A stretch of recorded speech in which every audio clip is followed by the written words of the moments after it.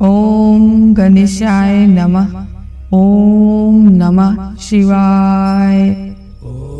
आज हम शिव पुराण का पहला अध्याय सूत जी द्वारा शिव पुराण की महिमा का वर्णन करेंगे।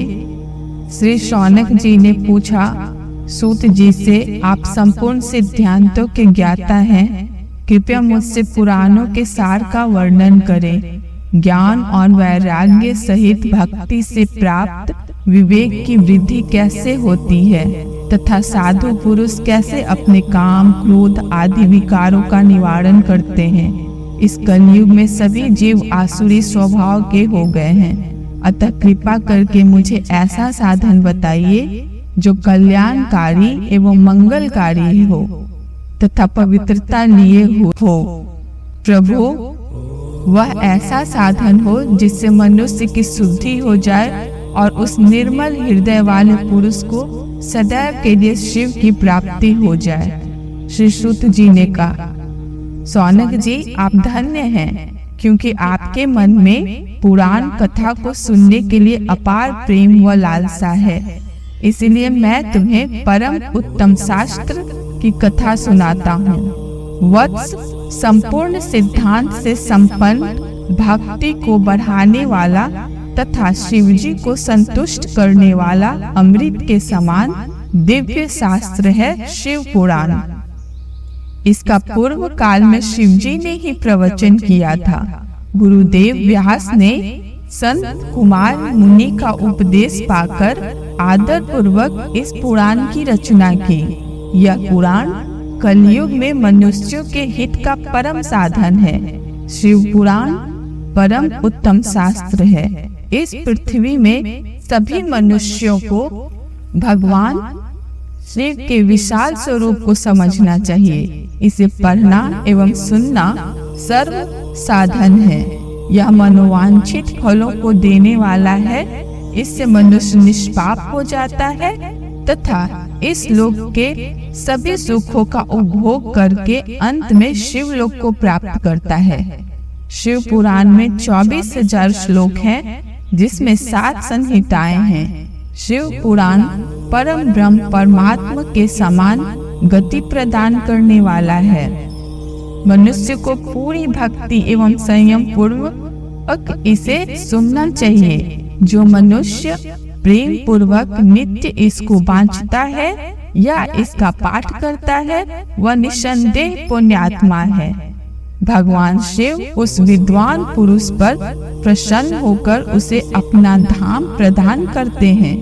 प्रतिदिन आदर पूर्वक शिव पुराण का पूजन करने वाले मनुष्य संसार में संपूर्ण भोगों को भोग कर भगवान शिव के पद को प्राप्त करते हैं। वे सदा सुखी रहते हैं। शिव पुराण में भगवान शिव का सर्वस्व है। इस लोक और परलोक में सुख की प्राप्ति के लिए आदर पूर्वक इसका सेवन करना चाहिए। यह निर्मल शिव पुराण धर्म और काम और मोक्ष रूप चारों पुरुषार्थों को देने वाला है। अतः सदा प्रेम पूर्वक इसे सुनना एवं पढ़ना चाहिए।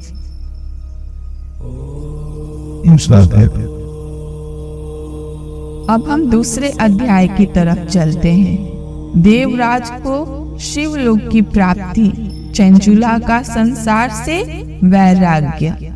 श्री शौनक जी ने कहा, आप धन्य हैं। सूत जी, आप परमार्थ तत्व के ज्ञाता हैं। आपने हम पर कृपा करके हमें यह अद्भुत और दिव्य कथा सुनाई है।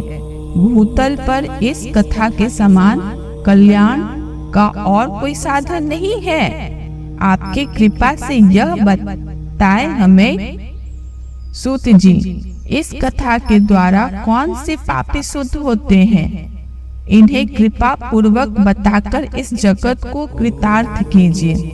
सूत जी बोले, मुनि, जो मनुष्य पाप, दुराचार तथा काम, क्रोध, मद, लोभ से निरंतर डूबे रहते हैं, वे भी शिव पुराण पढ़ने अथवा सुनने से शुद्ध हो जाते हैं तथा उनके पापों का पूर्णतया नाश हो जाता है। इस विषय में मैं तुम्हें एक कथा सुनाता हूँ। देवराज ब्राह्मण की कथा। बहुत पहले की बात है कि रातों के नगर में देवराज नाम का एक ब्राह्मण रहता था। वह ज्ञान में दुर्बल, गरीब, रस बेचने वाला तथा वैदिक धर्म से विमुख था।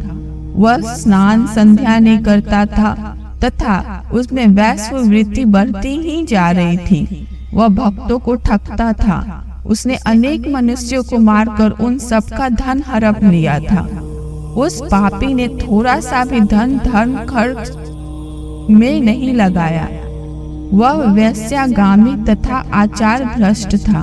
एक दिन वह घूमता हुआ देवयुग से प्रतिष्ठानपुर जा पहुंचा। वहां उसने एक शिवालय देखा जहां बहुत से साधु महात्मा एकत्र हुए थे। देवराज वहीं ठहर गया। वहां रात में उसे ज्वर आ गया और उसे बड़ी पीड़ा होने लगी।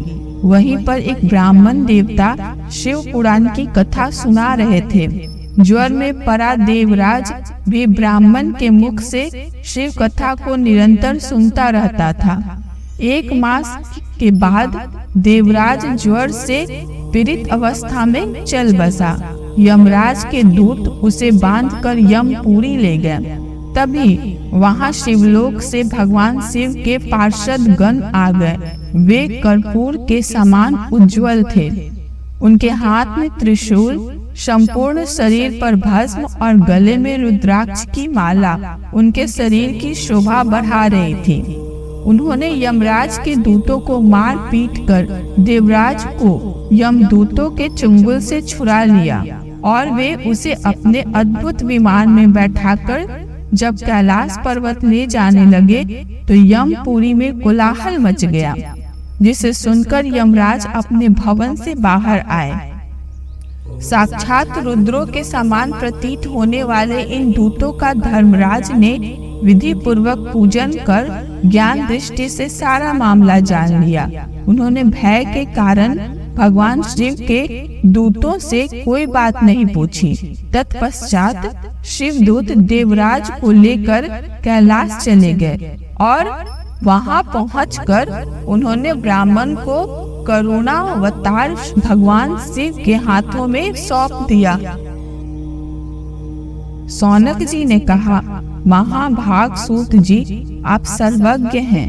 आपके कृपा प्रसाद से मैं कृतार्थ हुआ। इस इतिहास को सुनकर मेरा मन आनंदित हो गया। अतः भगवान शिव में प्रेम बढ़ाने वाली दूसरी कथा भी कहिए।